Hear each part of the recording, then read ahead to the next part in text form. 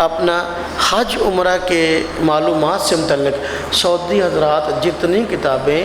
حج عمرہ کرنے والے حضرات کو ہدیتاً یا تحفتاً پیش کرتے ہیں، آپ کسی بھی کتاب کو اٹھا کر دیکھیں، تقریباً تمام کے اندر یہ بات لکھی ہے کہ نبی پاک صلی اللہ علیہ وسلم کے روضے پر جب آدمی آئے تو آ کر سلام عرض کرے، اور نبی پاک صلی اللہ علیہ وسلم کے روضے پر آ کر سلام عرض کرے، اور آپ کے صاحبین یعنی حضرت ابوبکر صدیق رضی اللہ تعالی عنہ اور حضرت عمر فاروق رضی اللہ تعالی عنہ کی قبر مبارک پہ جب آیا ہے تو ان کو بھی سلام عرض کرے۔ تو یہ جتنی کتابیں اس حوالے سے سعودی علماء نے شائع کی ہیں ان میں خاص طور پہ یہ مسئلہ لکھا ہے۔ اسی طریقے سے یہ فتاویٰ دارالافتاء سعودی عرب کے نام سے کتاب ہے، اور اس کا ترجمہ بھی غیر مقلد حضرات میں ان کا کتب خانہ ہے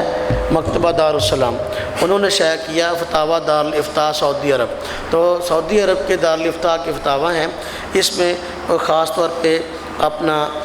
صفحہ نمبر 177 ہے اس میں لکھا ہے کہ نبی پاک صلی اللہ علیہ وسلم اپنے قبر میں حیات ہیں۔ یہ مختلف بڑے سعودی علماء کرام کے فتاویٰ کا مجموعہ ہے، اور مکتبہ دارالسلام نے اس کو شائع کیا ہے، غیر مقلد حضرات کا یہ معتبر کتب خانہ ہے۔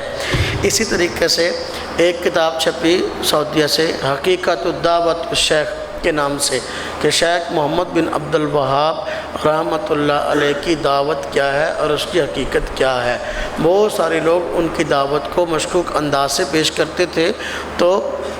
اس میں بہت ساری باتیں صاف کی گئیں۔ بتایا، ایک بات یہ بتائی کہ نبی پاک صلی اللہ علیہ وسلم اور انبیاء اپنی قبر میں زندہ ہیں، اور ان کی یہ زندگی شہداء سے بڑھ کر ہے، اور اس کتاب کے آخر میں لکھا ہے کہ جو آدمی ہمارے متعلق کوئی ایسی بات کہے جو ہم نے اس کتاب میں نہیں لکھی، اس پہ اللہ پاک کی بھی لعنت ہے، تمام فرشتوں کی لعنت ہے، تمام انسانوں کی لعنت ہے۔ اب غیر مقلد حضرات عقیدہ حیات النبی کا انکار کرتے ہیں، اور وہ حضرات عقیدہ حیات النبی کے اور نبی پاک صلی اللہ علیہ وسلم کے روضے پر صلاۃ والسلام کے سما کے قائل ہیں، جبکہ غیر مقلد حضرات اس کے منکر ہیں۔ تو دونوں ایک کیسے ہو گئے؟ دونوں ایک نہ ہوئے۔ میں تو تھوڑے حوالے پیش کر رہا ہوں، وگرنہ حوالہ جات تو بہت زیادہ ہیں۔